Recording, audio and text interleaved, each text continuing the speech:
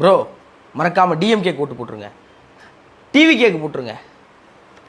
விஷாம என்டி கேக்கு போட்டா என்ன, ஏடிஎம்கே கம்யூனிஸ்ட்டுக்கு போடுறதான் கரெக்டு. நீங்கள் யாருக்கு வேணால் போடுங்க, சாரில் பாஸ் ஆனால் போடுங்க. அதை நாங்கள் சாரில் பாஸ் ஆகுன்னு நம்ம யாருக்கும் தெரியல. பீகாரில் 8 கோடி வாக்காளர்களை 20 நாளில் போய் பார்த்து அதில் 65 லட்சம் பேரை நீங்கள் வாக்கு போடவே லாயக்கிலேன்னு தூக்கி வெளியே போட்டாங்க ஓட்டர் லிஸ்ட்லேருந்து. என்னங்க அது அநியாயமாக இருக்குது அப்படின்னு கேட்டு முடிக்கிறதுக்குள்ளே தமிழ்நாட்டில் நவம்பர் 4ஆம் தேதி ஆரம்பிச்சிருச்சு சார் ஸ்பெஷல் இன்டென்சிவ் ரிவிஷன். அதாவது வாக்காளர் பட்டியலுடைய சிறப்பு தீவிர சீர்திருத்தம்.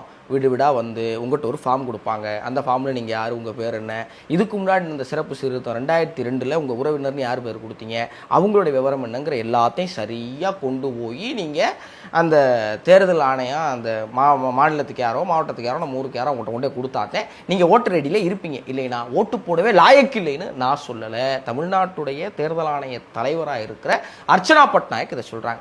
இது என்னங்க அட்டூழியமாக இருக்குது. தமிழ்நாட்டில் 6 கோடியே 36 லட்சம் வாக்காளர் இருக்காங்க.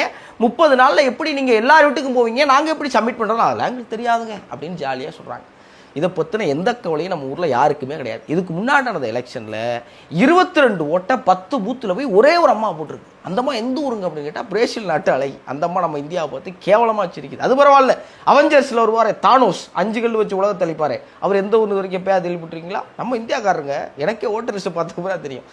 இப்படி பல அயோக்கியத்தனங்களை தேர்தல் ஆணையம் செய்தாலும் கூட சாரை பற்றி எல்லாரும் தயவு செஞ்சு தெரிஞ்சுங்க. இந்த சாரை பற்றியே தெரிஞ்சுக்கிறோம். இந்த சாரை தெரியலன்னு வைங்களேன், இந்த எலெக்ஷனில் நீங்கள் ஓட்டு போடுறதுக்கு தகுதியற்றவர்னு நம்மளை தூக்கி வெளியே போட்டுருவாங்க. படித்த நம்ம செஞ்சுருவோம். தமிழ்நாட்டில் கூலி வேலைக்கு போகிறவன், படிப்பறிவு இல்லாதவன், வெட்டு வேலைக்கு போகிறவன் என்ன செய்வேன்?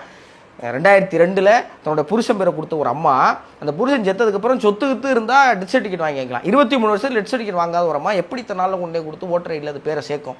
இப்படி கேட்க வேண்டிய கேள்விகளும் தெரிந்து கொள்ள வேண்டிய விஷயங்களும் நிறையா இருக்குது.